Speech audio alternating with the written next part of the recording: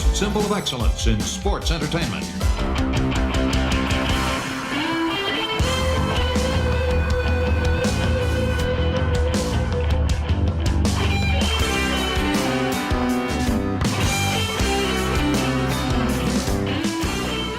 Hello and welcome to Arn. This is Paul Bromwell, and today I'm joined by the Hall of Famer, the founder of the Four Horsemen, creator of the Spine Buster. He's the 1A of tag team wrestlers. And man, we found out last week he'd do just about anything. Yes, even be Winnie the Pooh to earn a paycheck in wrestling. He is AA Arn Anderson. Arn, how are you this week, my friend? I stayed strong. I did not get any whiskey. After the browbeating and Winnie the Pooh sightings that we had several times through the show. Oh, man. Hey, listen, that was entertaining and fun, and I love doing this show with you, and we're going to have fun again this week, but thank you for being a good sport. That was so good. And you. Oh, well, hey, we before we get into this week, because we're going to talk all things October. It's Halloween season. The kids are going to be running around looking for candy as this episode drops. This episode drops on the 28th of October. So just a few short days after this drops on the main feed. There's going to be kids running around, Arn, and the kids love to run to your house or what? I heard you have a pretty popular place with the good candy. I'm the candy man, brother. No penny candy at our joint. You either get a Reese's or a pack of M&Ms or good Snickers. Oh, like a Snickers bar, maybe. Full candy bars. Yes, sir. Oh, you're my hero. Yeah, I mean, we're that house that everybody knew about, and Halloween night, you're on your best behavior. I love it. Well, it sounds like a good time, and we hope that all of you are enjoying the season. And real quick, before, like I said, we jump in, I wanted to remind folks, we haven't talked about it even. There is a Comic-Con in Florida, Tallahassee, Florida, at the Donald Tucker Center, I believe, is the Civic Center. Yep. You and Brock, November 4th, are going to be there. Is that correct, my friend?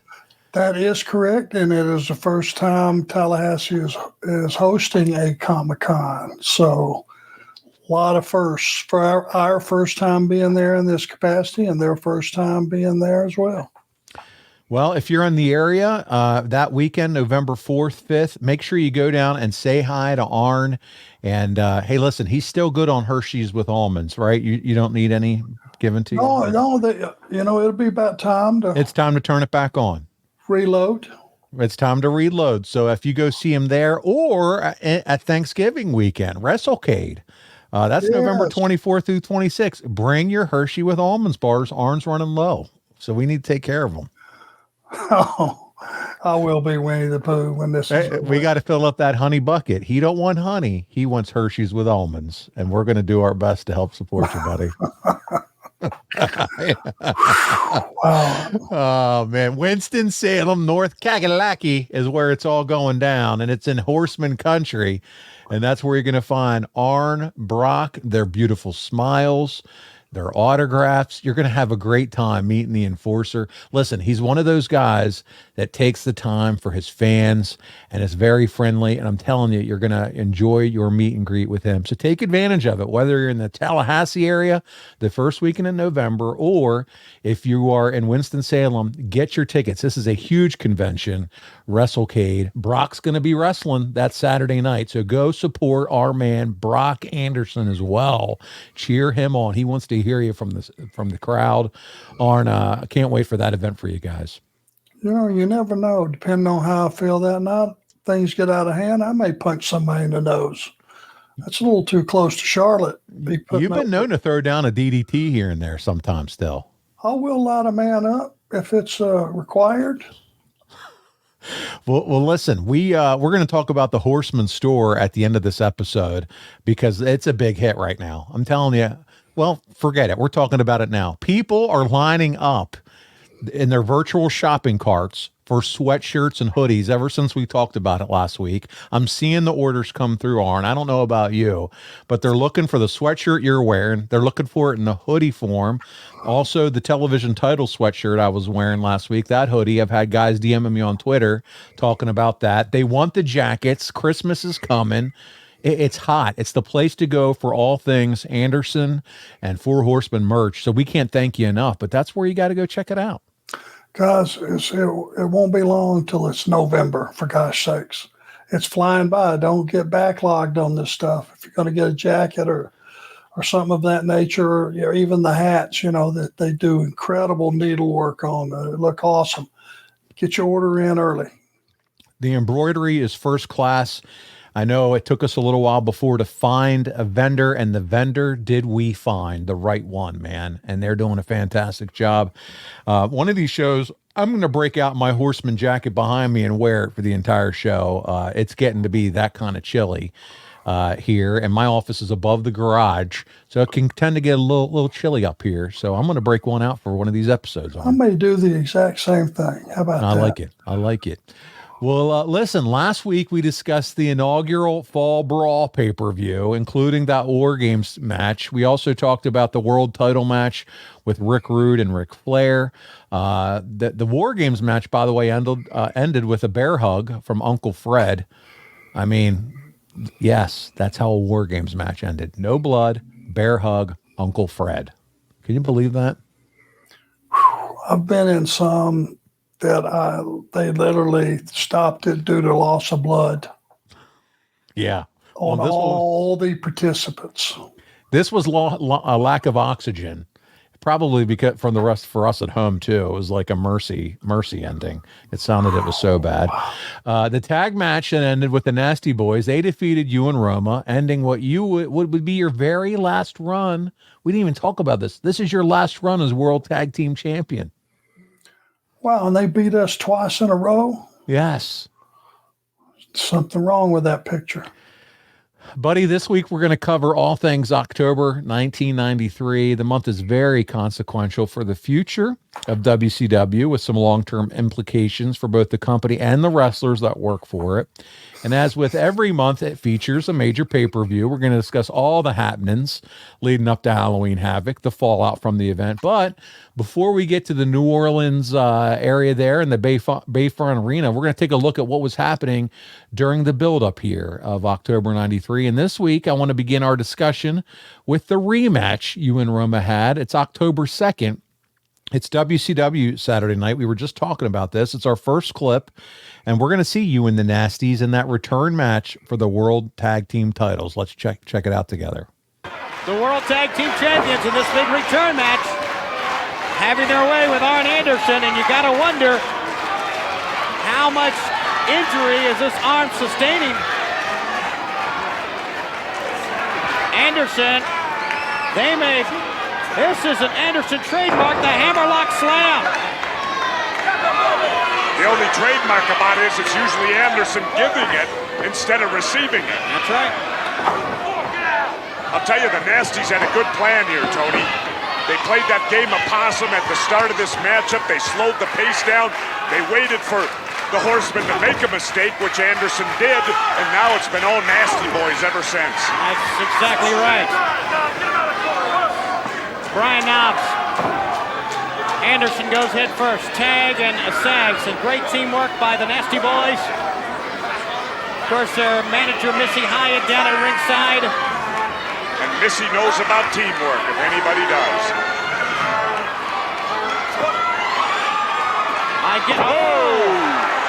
A reverse DDT. And a tremendous desperation move by Arn Anderson, but it worked.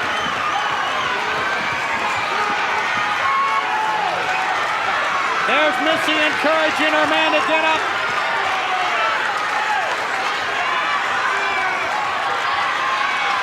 And when you look at Missy, a man don't need much encouragement. Here we go. I'm going to cut that comment off. And a tag is made. Here we go. Paul Roma. Whoa, catches Knobs with a beautiful drop kick. Clothesline sags, clothesline Knobs. Look at I'm Roma. running out of breath, Tony. Oh, hang with it, Jess, because Paul Roma has not. Throws knobs in the sides. Roma sensing that they can become World Tag Team Champions again. The double coconuts. We got all four going at it now. Who's legal? Who's legal? I think it's Roma and Sags. No, I think it's Roma and Knobs. It may be. Swan dive. Wait a minute, the boot. Whoa! The boot up. Whoa, wait a minute. One, two. The champ successfully defends. Ladies and gentlemen, the winners of the match, Sags, Knobs, the Nasty Boy. Just like that, you lose again the return match, Arn. We weren't very good. He gets hit with the boot there, and that behind the referee's back, Knobs gets the win. And might I just say here again, this match airs 2 weeks after the Fall Brawl pay-per-view. Nasty Boys, they move on. They move on to Too Cold Scorpio and Marcus Alexander Bagwell. And this program is over. I want to ask, was there ever, do you remember, again, we're going back several years ago, was there ever a match or a longer program that you can recall discussed with the four of you at this point, or was this just felt like you were just transitional champions? No, that was probably it. 2 and done. Just I got a feeling they got to be getting close to him and Orndorff, don't you think? I think so. And too, it's interesting. The rematch isn't on Halloween Havoc. No, it's a TV match. So it's not even stretched out to build for a pay-per-view return match. I go back to the original hold. Point me, tell me how much time I need. When I'm on, I'll get something accomplished. At least that one wasn't as sloppy as the first one. You guys are still working as a match, but you're also starting to work some singles matches this month, Arn. And one that sticks out in particular was WCW Saturday Night. It's October 9th, 1993. William Regal, who had just defeated Ricky Steamboat for the television title. He defends that title against you. You're a 3-time TV champion at this point in time. And we have it here. It's our second clip of the week. We're going to take a look at this one between Regal and you for the TV championship. Here we go. I bet you 37 cents. This one's better. Here we go. You just don't like Sir William because of how he dresses, I think. No, it has nothing to do with it. Oh, no, again. Well, that's it. If it covers you now, it's over. Not yet. Anderson's still moving. He's going to go pick him up. Lord Stephen driving in those forearms. Arn Anderson back with a left hand of his own. 1-2, Nasir. Great matchup, 2 great athletes, television title on the line in the waning moments of this match.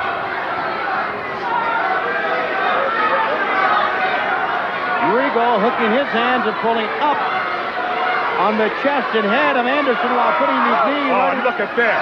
What do you call that, Tony? Trying to thumb him in the eye. That's Horsemen scientific wrestling, right? Why didn't you react that way when he was bludgeoned with the umbrella? I did. I said ban it unless it's raining. Right on the chest.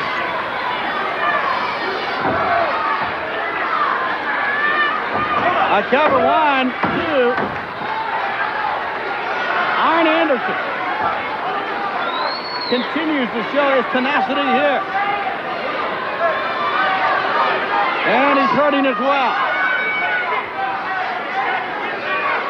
Well, Arn had everything going his way, as you said, Tony, until Lord Stephen fired him out through the ropes, and Sir William gave him a little love tap with the umbrella. A little love tap. A little love tap. You could say that again. A little love tap. That's the 3rd time. Regal trying to hang on to this title. Right now, he's just trying to put it in the deep freeze. He's not trying to win this match, I'm sure. But Anderson's got to kick it in high gear. 2-minute mark. 2 minutes, Kopetsky said. That's all Lord Steven has to do is stall it out. If I was him, I'd bail out of the ring if I could. Get to the floor. Anderson shoots him in. The knee to the jaw. Double A is weary. Oh, he measured him.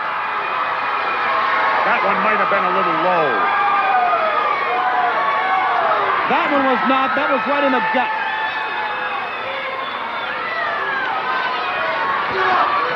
Double leg pickup. Anderson in the midsection again. He's ready for the spine buster. He's ready to become the world television champion here. Here he goes. Now he went with the knee. And cover. 2. 1 minute remains the time limit. 60 seconds. All right, now for Anderson. He's got him going. Goes to the midsection again. And cover. And Lord Steven throws the shoulder up again. 1, 2, and again he gets it out.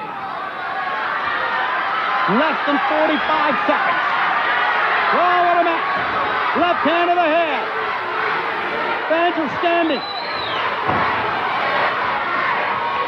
30 seconds to time limit. All Lord Steven's got to do is hang on for 30. Hang on for 30. Sir Williams up on the apron. Into the rope. Spine buster. No! He blocked it. 15 seconds. He picks up Anderson. He can't hold him. 10, 9, He's got it. 8, 7, 6, But he can't cover it. 4, 3, 2, 1. He's too late. No! Too late the bell. Lord Steven survived. It's over. Anderson thought he won it. But no, that's not the case. Absolutely. Time limit draw, Tony. And more to come on Saturday night. Oh, You said it. You were saying right before we went into it, I bet you this one's going to be a lot better. And it was, man. Yeah, Regal's excellent performer, great psychology. I love that European style too. I've been calling him William Regal. Here he's Lord Steven Regal. And, but man, here the last 2 weeks that we've been doing these shows together, it's interesting because you're the baby face, the Horsemen are the baby faces. You're seeing a lot of, I guess, plays from the Horseman playbook, from back in the day. Rude using a pair of brass knucks to defeat Flair. This week, Regal using the time limit expire. So you're a career heel, and now here you are losing by some of the same tactics that you used so many times in your past. Which tells me I had it coming. But I'm with you, though. As I watch this and I watch this part of your career, you were just your lane was heel. Heel Anderson was the best Anderson. 100%. You'll find me fair on that. I was doing the best that I could do with what I was given. And I'll be the first to tell you, I have no babyface skills. And that manifests itself in every single match that I have. All I could do is sell, which is the biggest part of our business, in some way, somehow, either let them think they're going to get a spine buster or have them get a spine buster, because that kind of helped me to catch up, if you know what I mean. Yeah. Well, listen, on the reverse side of this, without this babyface run, you might not have had an opportunity to wrestle Sir, Lord Steven Regal in a match like this, right? Yeah, for sure I wouldn't have. And how much does it mean to you? You're now inserted back into a single spot for the television title, which is cool to see here too after all these years. Yeah, I always said that, I prefer to work tags if the scenario is we're the champion and we have great challengers. But, if it's not a good situation for a tag match, at least if I'm in a single, I'm in control of my own destiny. We have our first question of the week from Adam Arthur Krasnov, and he writes, at this time, Bill Dundee, who we saw there, was working both as an agent and as an on-screen manager. He's Sir William. Is there anything Dundee did that stuck with you when you later transitioned into an agent role? Completely different thought process, completely different careers, backgrounds, thought process, psychology, everything. You know, what you bring to, if you're going to be a good agent / producer, I believe you've got to be at least a good worker, if not a great worker, and so that you understand psychology and you can apply that to a guy's style. You know, a lot of stuff in this business is interchangeable. Bill came from Tennessee, and a lot of that was the Tennessee style. It was exciting. It was fun to watch, but it was totally different from Jim Crockett Promotions. So we brought different thought processes to the table. Different thought processes, different perspectives, and still there can be good synergies out of that, right? Sure, yeah. I mean, that Tennessee was one of the longest lasting, territories that there was. Had a lot of great performers come out of there. A lot of big stars went through there. It's just different from Crockett. Sure. Arn, we're going to pause and talk about our favorite sponsor once again this week. That's right, it's Blue Chew time. And they're here to make sure you're delivering that spine buster, putting that spine to the pine every single time the right way, and making sure you're prepared to do so. And they have a special offer for the listeners of the Arn Show. Isn't that right, Arn? Arn? Well, guys, Arn's not around right now. I think he's taking care of business, if you know what I mean. And I want to make sure you have the opportunity to take care of business too. Guys, Blue Chew is an online prescription service. No visits to the doctor's office. We talk about it every single week. No weird conversations. You don't have to wait in line at the pharmacy. And remember, the biggest perk and benefit of this, it ships right to your door in a discreet package. So listen, go to bluechew.com. Consult with one of their licensed medical providers. They're just going to ask you a few questions, make sure you're good, your health's in order, and you can take it. And once they verify that, it's going to be at your door within days, all done online. Very easy. And if you don't like swallowing pills, no big deal. The tablets are chewable, very easy to consume. So give it a try, guys. Listen, we hear a lot of folks that listen to our show that have reached out to us directly through our show DMs and said, guys, you are spot on with what you've been talking about with Blue Chew. We have a lot of fun with it on the show, but I'm telling you, it takes away the worries, the anxiety, the stress, and helps you perform the way you want to perform, like a Hall of Famer like Arn Anderson. So there you go. Check it out. BlueChew.com can make sure you're able to perform at your very best every time. You get the opportunity to have fun, and here's a special deal for our listeners. Try Blue Chew free when you use our promo code ARN. That's right, just those 3 letters, ARN, at checkout. You just pay $5 shipping. That's it. BlueChew.com, promo code ARN to receive your first month free. Once again, go to BlueChew.com for more details and safety info. Well, before we get to Halloween Havoc, we have another match where you and Roma team together to take on the Colossal Kongs on the WCW main event from October 24th, 1993. We have it, the third clip of the week. We're going to hear ahead. We have to. We're going to watch you and the Colossal Kongs. You and Roma take on the Killer Kongs, managed by Harley Race, but in this match, he's also seconded by Colonel Robert Parker. Man, we got a lot of colossal things out here at ringside. Let's take a look. Here we go. Head first. And the Kongs.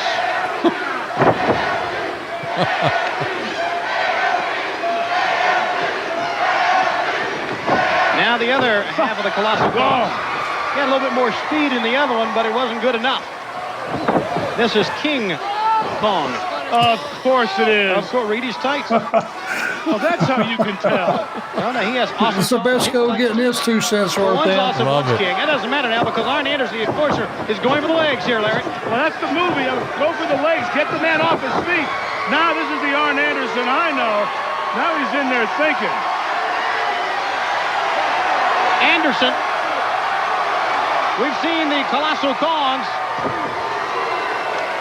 As you take a look at a Horseman shirt, we've seen the Awesome Kongs come into this, or the Colossal Kongs, if you will, come into the ring and basically dominate people where they're not even taking off their feet. Well, that's the secret. I mean, these guys have an awful lot of weight, and the best way to neutralize that is to put them on the mat.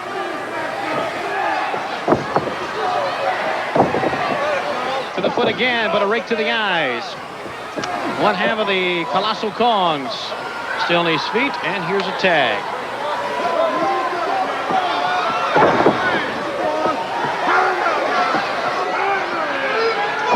On the back of the neck, the Kongs. Big headbutt. And Roma stuck in a corner now. It's a huge headbutt. You're not kidding, it is.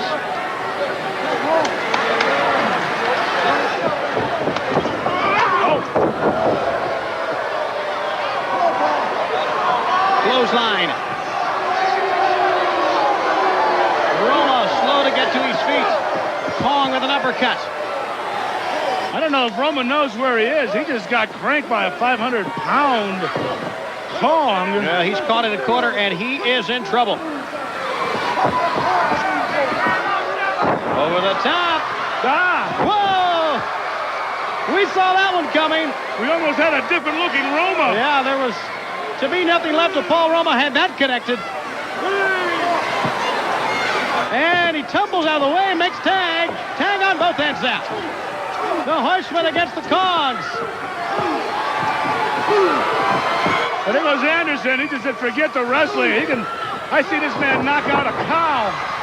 Colonel Parker is calling someone from the locker room area. Look at him in the background there. Who's he calling for? I don't know. It's Yoshi Kwan, for crying out loud. What's he in there for? Basically now we got 3-on-2.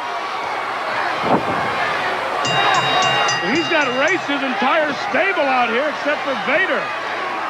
The entire race stable, you're exactly right. Going after the Horsemen, Yoshi Kwan and the Colossal Kongs. This is starting to sound like a Nintendo game. Yoshi Kwan, the Long Duck Dongs. Oh no, that's Robert Parker. You got Awesome Kong, Big Kong. Both those boys look like they like the old chicken skin, by the way, that we talked about. Yeah, so I'm even getting my ass kicked in a video game. Yeah, pretty much. I mean, that I didn't get paid for. Right. You got no rights to that one. By the way, you are going to be in a video game next year, a downloadable character. Right. But let's talk about the Kongs here. King and Killer Kong, or whatever his name was. Also, I don't even know what the other Kong's name was. Talk about your relationship with the Kong boys. Do you remember being buddies with the Kongs? Did you ever go to a Chinese buffet maybe with the Kongs? And maybe in Hong Kong, did you hang out with them? Tell us about the Kongs. Have you been with Mike Tyson smoking dope? I have not. You and Flair and Iron Mike haven't burned one before this show? No, I am feeling a little loopy. It's a little late night as we record here, but I just can't believe, as a tag team specialist, that you're involved with this group here. It just two things are true. Two things are true here. The Kongs are not going to go off their feet. And how, when, where, and why Yoshi Kwan hit the ring on Harley Race's behalf, how we knew that, and how it happened. I wished I'd have burned a big doobie for the show. Because I really don't remember that. And there's a reason. Oh, man. Oh. So anybody that looks at me in this business, if I ever have somebody look at me after reliving all this, yes, and some guy looks at me, if I ever again am in a producer / agent capacity with anybody for any reason, or just in charge of a match for whatever reason. Yeah. And if they ever look at me and go, well, I don't really, that really doesn't work for me. After the shit I've done in this business, I better never ever hear the word no, because there's no explanation that will override what we just saw. Arn, I can see you though producing a match and just be like, "Hey, listen, I remember back in 1993, it was a match. It was me against the Kongs. Okay, Yoshi Kwan ran in. It was so over with the crowd. You don't see yourself maybe telling this story again after watching that, like helping a wrestler out with this one. This match should have been burnt in front of the crowd the following week. Just put the film in a big trash can and said, folks, if any of you were here last week, we are so sorry that you had to sit through this, but we will not, for generations to come, allow it, and set it on fire. Well, I am thankful for one man by the name of Richard Land, who was able to provide us with the footage this week so I could just sit here and be amused and watch this back with you. I bet Richard sits there with a Cavassier or something, laughing his ass off when he pulls these clips up going, oh, Arn's going he's going to be a sick bastard when he sees this. Can't wait for him to watch this shit. He better hope I never see him in person. Oh, man, Richard Land getting into it. I love it. This is so awesome. I still got enough for one more little explosion, Richard. You may just be the one to get it. He's got a spine buster, maybe with your name on it, Richard Land, and we'll make sure someone is around to videotape it, and you can keep that clip forever. How's that? This will probably be more like headbutts to the teeth. Oh, man, so good. Hey, if you were wrestling as Winnie the Pooh, I've been meaning to ask you this. What would be your main maneuver, you think? What would be one of your main? Would you stick with the spine buster, or would Pooh Bear have a different move? Maybe like the honey bear plop, maybe something from the top rope, just a big old, like, you know, how Black Bart used to do the old butt flop from the top rope. You have really gotten nuts lately, haven't you? I'm telling you, I don't know. You're actually trying to turn this into a real thing. Winnie the Pooh, yes. I feel like we need Arn the Pooh t-shirts. It was just a mental note for you to put yourself in a funny place. It was not meant for you to start figuring out moves that fit high spots, merchandise. We can do the whole thing. Yes, we'll have fun. Listen, the Kongs though, but here's the deal. We'll get this train back on the track. That was a lot of fun.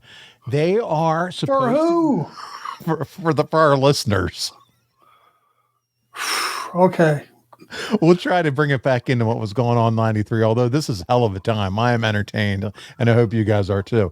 They were brought in the Harley Race's stable, not to enjoy meals with Vader on the road, but to compliment Vader. You look at the big man Vader, you got the colossal Kongs. So this is an intimidating group. The sheer size of these men. You know, obviously you and Roma can't do a lot with them. It's not like you're body slamming them. It's not like you're, suplexing them. They're obviously not on the same level as Vader. You know, we've noted that Leon's a special athlete, only comes around once in a generation. But talk about working with guys, this size, the girth, the load that these two are. That's got to be difficult. How about putting the guy that does the clips? Yeah, Richard Lamb. Find out how long these people were with the company. These people. They could have gotten canned right after this match. They could have. There's not a lot you can do with those guys. Had to be over 400 pounds apiece. Easily massive. There's very limited what you can do with guys like that. And I would suggest if you put them in a 6-man with Leon as their partner, Leon would have to be the one to go off his feet at some point. Oh, yeah, absolutely. And now that alone should tell you what's crazy about that. What's wrong with that picture? Yeah, what's wrong with that picture when Leon's got to be doing the He's your top heel, he's your killer, and you got to get him on his ass. Because if you don't, these people are going to run out the back door and get a hot dog soon. or just grab a pig and just start gnawing on it the way these guys look. Yeah, grab a hot dog and start looking for Winnie the Pooh backstage. That's all I can figure out. Looking for that honey, that sweet, sweet honey. It's got to be better than what's going on in the ring. You got that right. Well, listen, man, we have arrived, thank God, to Halloween Havoc. I mentioned earlier the event takes place in New Orleans at the Lakefront Arena in front of 6,000 fans. 3,000 of them were paid. So that's a 50% paid card. It features matches that include guys like Steve Austin versus Dustin Rhodes for the U.S. title. Think about that. What a match. Rick Rude defending his world title against Ric Flair. Sid versus Sting to determine the franchise of the company. You have Cactus Jack versus Vader. Arn, Texas Death Match rules. And that's the match from the Spin the Wheel, Make the Deal gimmick. But guess who's not on the card, Arn? Sting? Whose name did I not say was on that card? I'll give you. That's right. You're not on the card. Any memory as to why you were left off Halloween Havoc? What the hell? Probably judging by previous previous matches, performances. Yeah. I think they probably told me to go into my house, go into the biggest closet I could find, and sit there for at least the weekend. They sent you to get a hot dog after what they just watched. So I just, yeah. But so that's I have no defense. I can't say, look at the body of work over the last 3 weeks. Right. I demand to be on that show. Are you Look kidding? what I did with the Kongs. Why am I not on Halloween Havoc? I ran back and forth across that ring, not quickly, mind you, because I'm not a speed urchin, and hit both of those guys 3 times, and neither one of them got close to wobbling. I love this show. This episode may be my favorite of all time. Oh, so good. So Arn sat at home after that performance. Oh, yeah, at least. Or I might have went to somebody else's house that really didn't know me. Right. And I wouldn't get chastised and just snuck in their closet, stay there. Arn was officially put in timeout after the performance with Put the Kong. myself in timeout in a cave or somewhere, something. Sure. Yeah. Well, we're not going to run down the entire card, but we do want to mention a few of these matches specifically. Austin and Rhodes wrestled for the U.S. title 14 minutes. Austin is well on his way to being a singles competitor as the split between him and Flying Brian is full speed ahead on. They're ready to break those two up. He loses the match to a schoolboy from Dustin. Austin busted Dustin open with the title belt, so we got a little bit of blood. These are two of your favorites, Arn. Dustin and Austin. How much fun is it seeing Austin and Dustin elevated to this level, competing for the U.S. title? Yeah, you could tell even then both of them were going to move on to top guy status. You knew. They have it. In this business, you can look at a guy and watch him wrestle 3 or 4 or 5 times with different opponents. And if it's always better, different, whatever adjectives you want to tack onto it, more creative, whatever, you can just tell when a guy's got it, and both of them had it. So you have that match, great match, 2 future stars. They're already stars here, but I mean, obviously Austin goes on to mega stardom, unlike we've ever seen. And then Flair gets his rematch against Rick Rude for the newly anointed international. It's now called the International World title. That one goes 19 minutes, 56 seconds. Flair knocks out Rude with his own foreign object this time around. Randy Anderson reverses the call of second referee Terry Taylor, and Rude was awarded the contest another heel finish, and Rude then gets the win against Nature Boy. And we have a question here from Scott Golden. He says, Arn, what did you think of Terry Taylor as a special guest referee for Rick's match with Rick Rude? Did you like that addition? You a fan of kind of having Terry Taylor there as a guest referee? Well, Terry was a tremendous talent, excellent worker. Good psychology and all that. I don't know where he fit in the storyline. How did he get there? Yeah, right. Just to plug him in there, I don't think it's like you would have, let's just say if you had Harley Race for a special referee, you knew Harley was going to do something impactful because he's Harley Race. I don't know why Terry got chosen and put in that spot. It seems random. Just like a named official that we know he's been a wrestler, to add another layer, but why? You don't need that. You got Flair and Rick Rude. So it's a controversial decision. You move on. We got Sting versus Sid. That's a featured attraction on this pay-per-view. And they're competing, as I said, Arn, franchise of WCW. We have our fourth clip of the week and the end of this one, and we're going to take a look at what happened here. Halloween Havoc, 1993. Our fourth clip. We have 5 total this week. Here we go. And an equally as determined man who will never say die. Oh, and he walked right into the boot. I'll tell you, Sid just seems to be one step ahead as long as he's got the Colonel, too.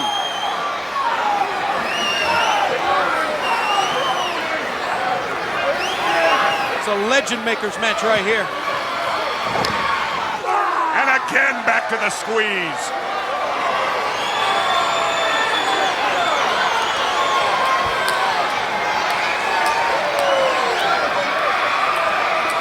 Sting grits his teeth, apparently still in this one, and Nick Patrick's going to make sure. Not much left in that arm.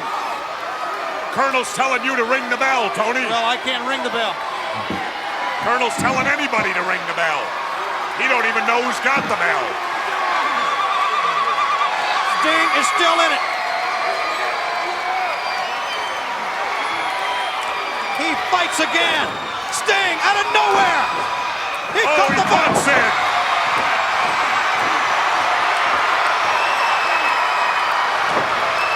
What a comeback by the Stinger.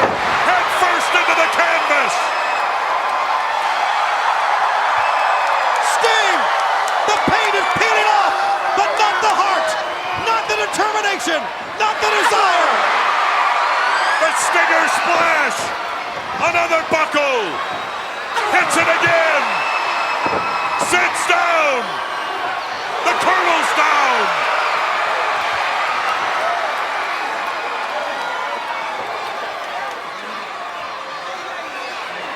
He's got everybody's foot. Look at this. Colonel don't know whose leg to grab.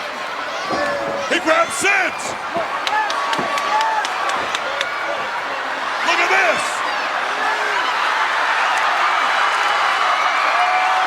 Wrong foot, Colonel. Stinger rolls him up. He got him.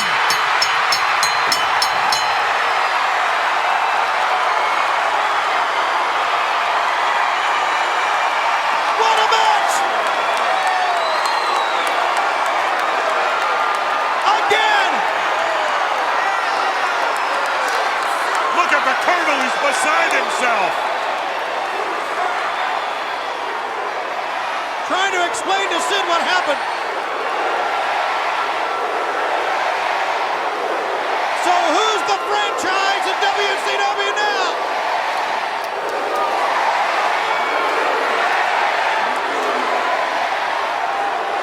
Colonel saying his eyes ain't so good. He couldn't tell which foot he had.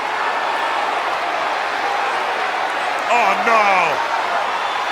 Colonel trying to apologize to Big Sid Vicious, who's going to forget about it and just walk out of here. All right, Arn, thoughts on how that one ended with Parker not knowing whose foot he's grabbing, finally grabs the right one. How did you like just the overall finish of that? I did not like the execution. It made the Colonel just look stupid. Yeah. And the only way you could have saved that, again, here's the Monday morning quarterback thing, is for Sid to kick the crap out of the Colonel and turn babyface. You got a brand new babyface that night. This would be proved to be the catalyst to start that babyface turn. They wanted to move him into that position, but I don't know, like you said, just have him do it right then and there. Turn right here in this way, power bomb him.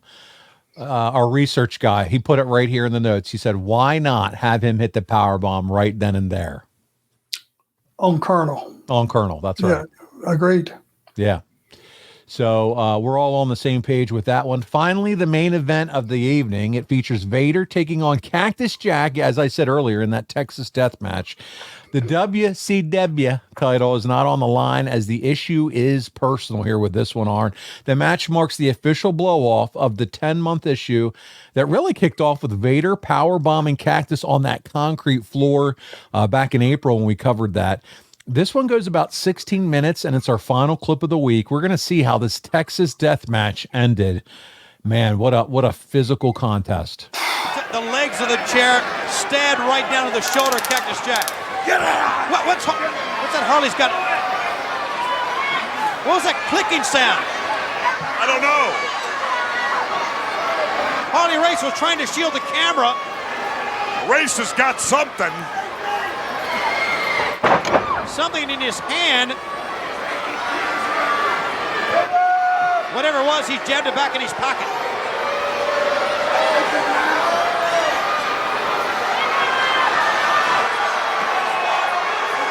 Vader going up.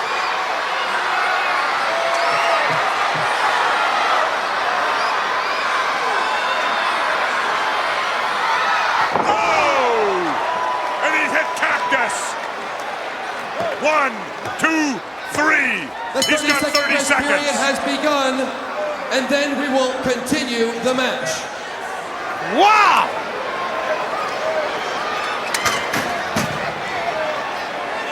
Vader, the world champion, with an incredible moonsault. 15 seconds in the rest period. And the match goes on. 7, 6, 5, 4, 3, 2, 1. The match continues. Cactus has a 10 count to get. He made it. And now here's where Vader's devastating. Lefts and rights in the corner, shoveling them in on Cactus. Throws him out to the runway. Race has the chair. Cactus bounces back.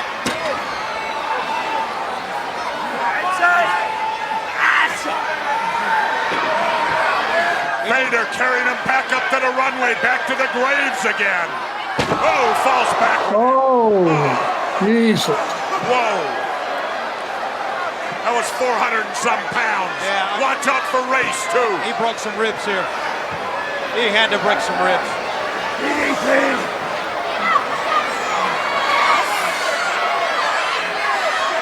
Vader with the chair. He's measuring him. It's amazing. Whack.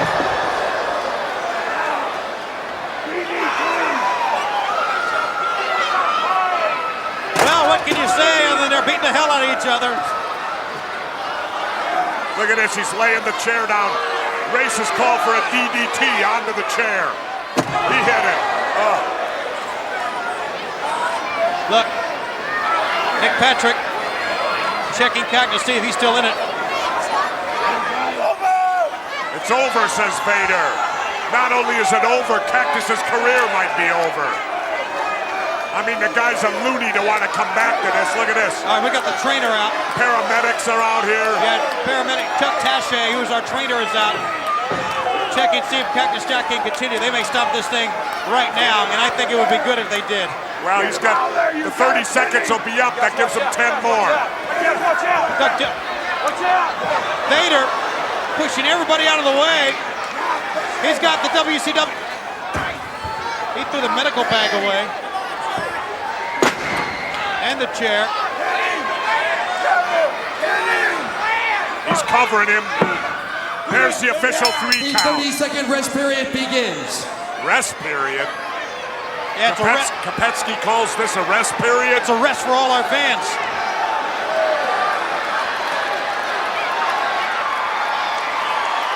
Fans encouraging Harley Race. Racing, what? He's got something in his hand. 10 seconds. 8, 7, 6, 5, 4, Jack landed on the chair. 2, 1. The match continues.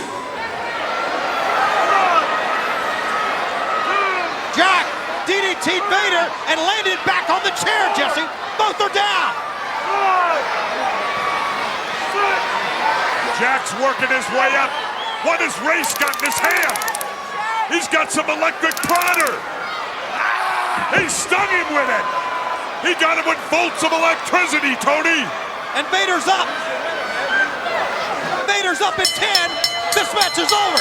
Ladies and gentlemen, Vader rose to his feet first. He wins the match, the Texas Death Match. Here is your winner, Vader.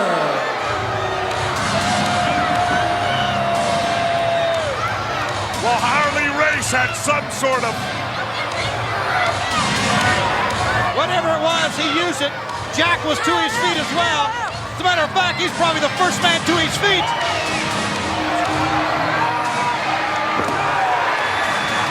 Well, Race is paying for it now.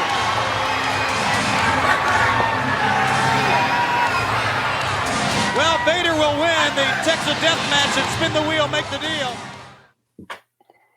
Okay, so a few things here. First of all, the research guy does a lot of great work for this show constantly, week in, week out. He adores this match, one of his favorites from WCW. But here's the thing, and he even brings this up. The toughest man walking God's green earth and the whole taser bit. Why?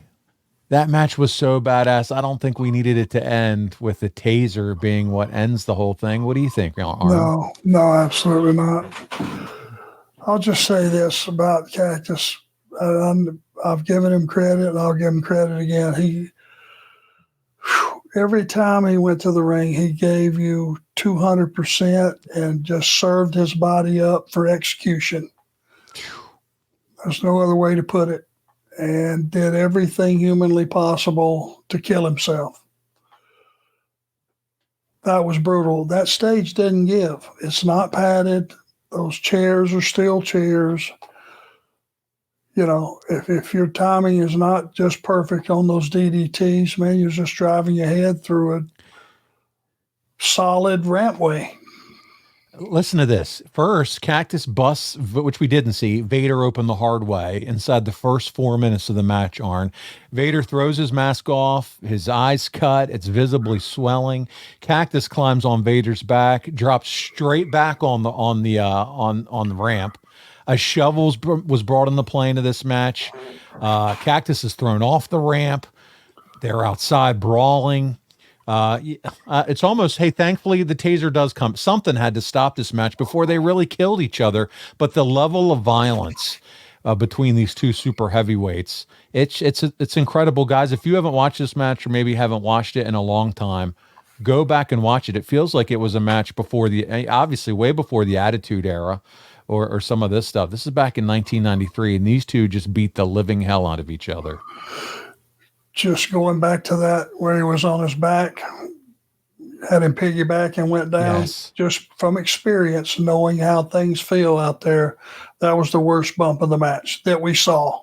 Yeah. That was on that clip. Crazy. Had to break a couple of ribs or crack a couple of ribs. There's no way it couldn't. Not with a man the size of Vader squishing you like that. Yeah, and he put some torque on it on the way down, It was bad.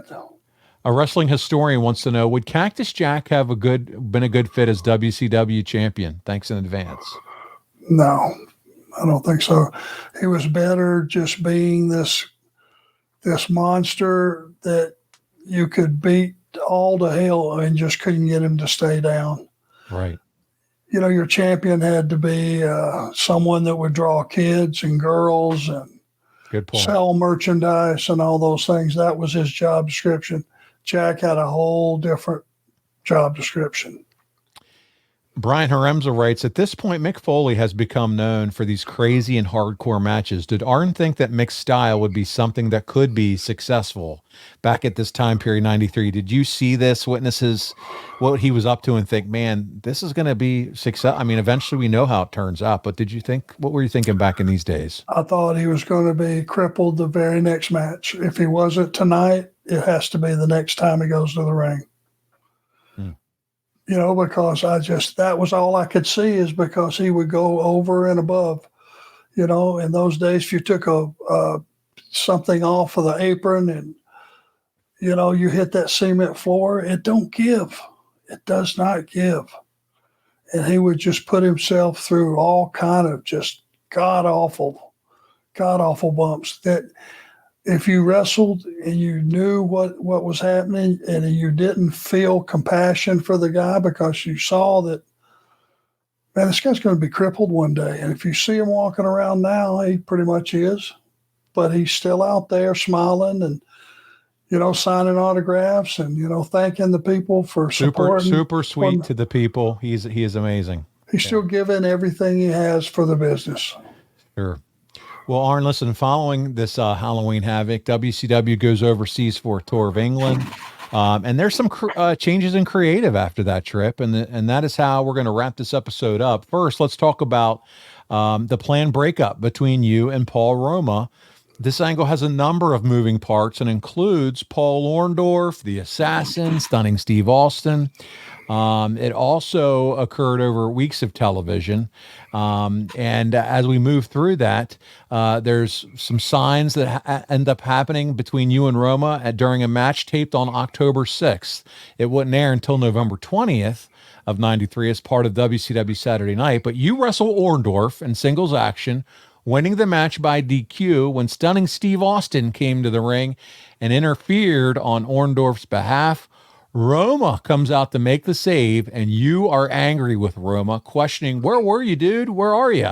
You challenge Orndorff and Austin to a tag match for the next week, saying that you would get someone to watch your back, implying that Roma could not get the job done anymore. So there we go. We're advancing this storyline of breaking up you and Paul. And then during the same tapings, you taped the tag team match where you and Roma took on Orndorff and Austin in a match that was not scheduled to air until November 27th. So it was Steve Austin with Robert Parker and Paul Orndorff defeating yourself and Paul at 11 minutes, 39 seconds when Steve Austin pins you after Orndorff comes off the top rope behind the referee's back. And during the finish, the Assassin climbs up on the corner, directs Roma not to make the save for you. But, man, the entire creative between you and Roma was dropped. What can you tell us? Do you remember when the plan was put into motion to finally say, Arn, you and Roma are done, we're splitting you up? Can you remember and kind of share with the audience? No, but I can tell you about reliving it. They could have got to it a lot quicker for me. Yeah. Because I knew from day one, it just, when something is wrong and you know it's wrong, it's wrong. And Paul knew it, I knew it. It just, no one was really comfortable. And it was just still, it wasn't even a feature match. It was on today, off tomorrow. Yep. And the professor, Drew Landry, has a question. I already know, and we know how you're going to answer it. He wants to know if this split with Roma came at the right time. Arn, in your mind, it could have come earlier and it would have been fine by you, I think, right? Yep. Yes, it would. Well, listen, that's going to conclude our coverage of October 1993. We're going to wrap up the episode with a couple of questions from our fans and ad-free shows. Dylan wants to know if there was ever consideration of putting Stunning Steve Austin and the Four Horsemen. Do you remember if that was ever a conversation? No, don't think so. Okay. It would have been fun, though, that's for sure. Yeah. It would have been great. But I don't know. You know, I don't know when it would have been, to be honest with you. We have a question from Gavin, and he says, Eric Bischoff has said he felt like in the mid-90s, going forward, that Halloween Havoc was the premier event on WCW's calendar, not Starrcade. Do you agree that Starrcade's prestige faded after a couple of Battle Bowls, or was it still the granddaddy of them all? No, I don't think it had the luster of what it once did, obviously. But you'd have to give me two cards side by side to go, okay, which is better and why. Yeah, if Halloween Havoc, they certainly did a nice job of making it a spectacle. They're dressing up, the stage. And I guess, to his point here, they started doing the Battle Bowls. That really didn't get over with the fans for Starrcade. Just tried to make it too cute. Yeah, there was a lot of gimmicky stuff that the office was trying, and I'm sure when we see Halloween Havoc, if you watch it back, it's got a lot of gimmicky stuff, Halloween based, Sure. to try to bring some entertainment to the show. But when you see violent matches like we just saw, I might be leaning more towards a Halloween Havoc style pay-per-view. Yeah. Yeah. Well, buddy, listen, that's going to wrap us up for this episode, Arn. And as we get out of here this week, again, another reminder, check it out. It's coming out soon, that book, Arn Anderson, My Life as Wrestling's Enforcer. They've been on the boat. They've rowed the boat over. They're starting to unpack. They're starting to ship. I know I'm excited. Arn, I know you're excited. And speaking of excited, you know what comes next week, Arn? We're back. Ask Arn Anything. Okay, that's what it means. Almost. Got to put almost in there. Got to put almost. Listen, and this is what we're going to do, guys, okay? And I know we get a lot of questions for these episodes. We're going to hit you with an Ask Arn Almost Anything the first week in November. Then we're going to roll for a few weeks. And then Arn and I, the last 2 episodes of the year, I'm talking Christmas and New Year's, those 2 episodes, we're going to save as both Ask Arn and Anythings, because we get a lot of questions and sometimes we don't get to hit them all. It'll be nice for Arn and I to record those 2 shows. We're going to have fun, let our proverbial hair down, and have a good time to wrap up the year. Arn, does that sound like a good deal to you? Whatever makes our audience happy. Works for me. Works for me. Good plan of action, my man. Yep. So get your questions in now. We'll do that at the beginning of November, and then we'll start to wrap up 93 and head into 94 for the next few weeks after, and then wrap up the year with a lot of Ask Arn Almost Anything questions. Man, I can't believe we're already talking about heading into the end of this year. It's flying by, brother. Yeah, buddy. It's been fun, though, right? It has. Listen, we appreciate all of your support, guys, and thank you so much for being a part of it. Again, next week, Ask Arn Almost Anything on behalf of the founder of the 4 Horsemen, the author, the enforcer. He's Arn Anderson. This is Paul Bromwell, and we'll see you right back here next week on Arn